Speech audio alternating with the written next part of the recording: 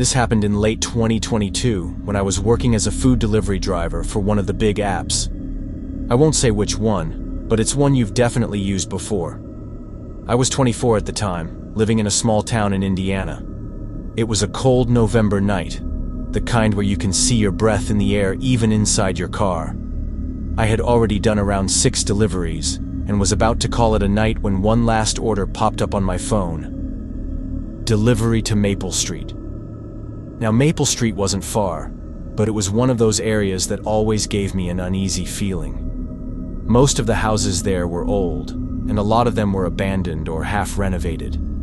But the pay for this one looked good, almost triple the normal rate, so I accepted it. The order was simple: 1 medium pepperoni pizza, extra cheese. The name on the order was H. Carson. I remember that clearly because it sounded familiar for some reason. When I arrived at the pizza place, the manager was just about to close up. He looked at my phone screen and said, "Oh, that address again?" Haven't had one from there in a while. I asked what he meant, but he just shrugged and said, "It's probably nothing. Just be careful out there, all right?" I laughed it off, thinking maybe it was just one of those weird local legends people exaggerate. Anyway, I grabbed the pizza and headed toward Maple Street. It was almost 11:30 p.m. by the time I got there. The streetlights were dim, and a thin layer of fog covered the road. I remember my GPS glitching halfway. The signal just cut off, but I finally found the house. 112 Maple Street. It was an old 2-story house with peeling white paint and no visible lights on. The windows looked like dark holes in the night. I double-checked the app. It said, "Leave at door." Usually, I'd just drop it off and take a picture, but something felt off. My instincts told me to stay alert.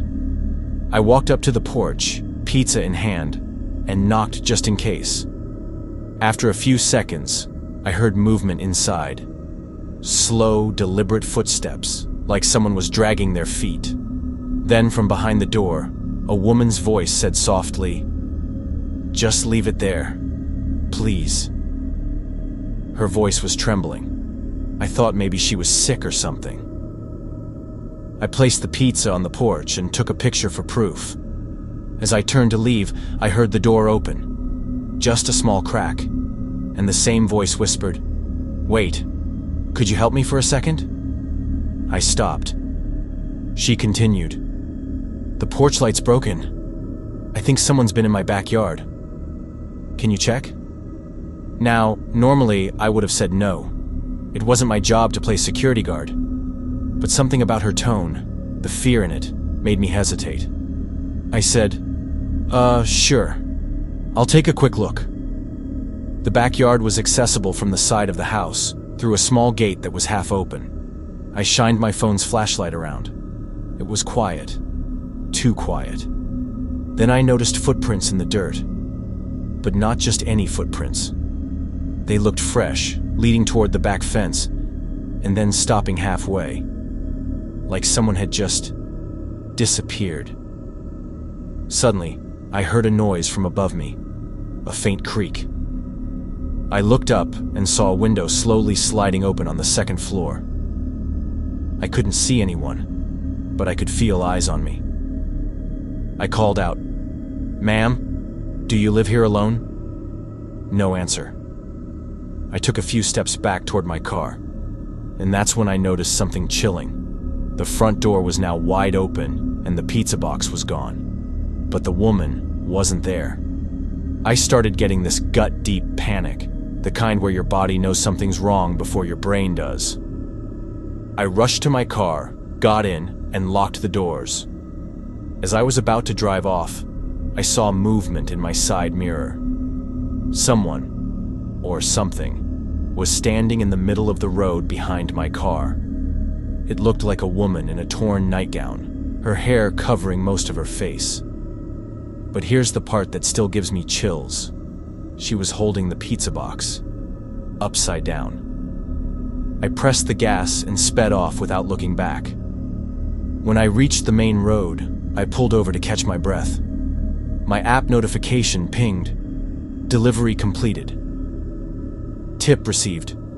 But when I opened it, it said the customer had tipped me $0.00, and the delivery status changed from H. Carson to account deactivated. The next day, I told the restaurant manager what happened. He looked pale and said quietly, "That house, no one lives there anymore. Mrs. Carson died 3 years ago. I went home, deleted the delivery app, and haven't done a single order since. But sometimes, when I drive past Maple Street, I still see a porch light flicker at 112. And every now and then, the app sends me random notifications, fake ones, with delivery requests to addresses that don't exist.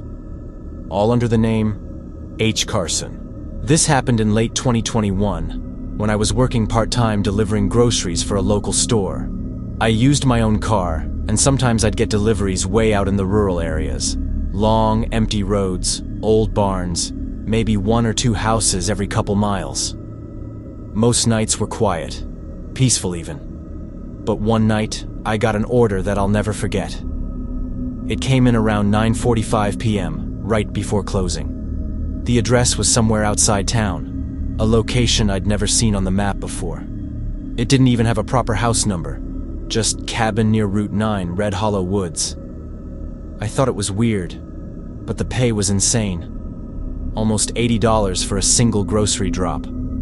So, of course, I accepted it. The order list was short. Milk bread, 2 cans of soup candles, and 1 pack of matches. That last item felt strange. Who still uses matches these days? Anyway, I loaded the bag and started driving. The GPS signal kept dropping as soon as I entered the wooded area. My headlights barely cut through the fog. After about 15 minutes of driving in complete silence, I finally saw a faint light ahead. A small cabin with 1 lantern flickering in the window. The place looked ancient. Wooden boards, half-rotten porch, and a front door that leaned on broken hinges. I parked my car, grabbed the bag, and walked up to the door. Before I could knock, the door creaked open, just a little. I called out, "Hello? Delivery for, Red Hollow Cabin?" No answer. I stepped closer, peeking through the crack. The inside was dimly lit by a few candles. The air smelled like dust and burnt wood. Then, a voice, deep, slow, came from inside.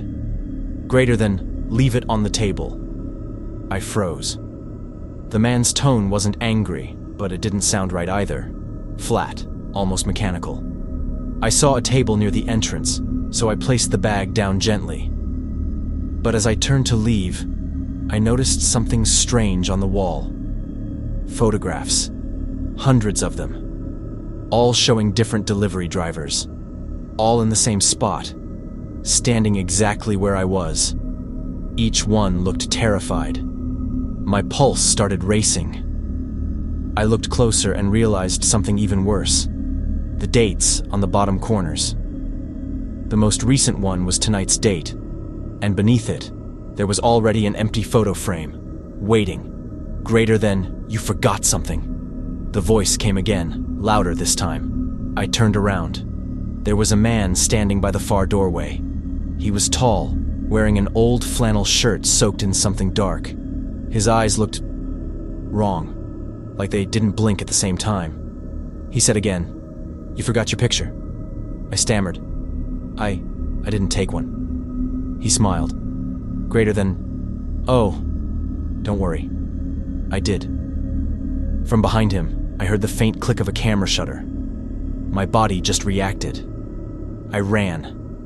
I sprinted through the snow, slipped on ice, and barely made it to my car.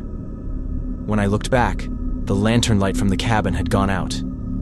Just total blackness. I drove straight home, shaking the whole way.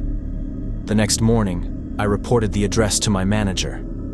He looked confused and said, "That cabin? There's nothing there. That property burned down in 1999. I didn't believe it, until I went online and found an article about it. Apparently, a man named Earl Hutchins used to live there.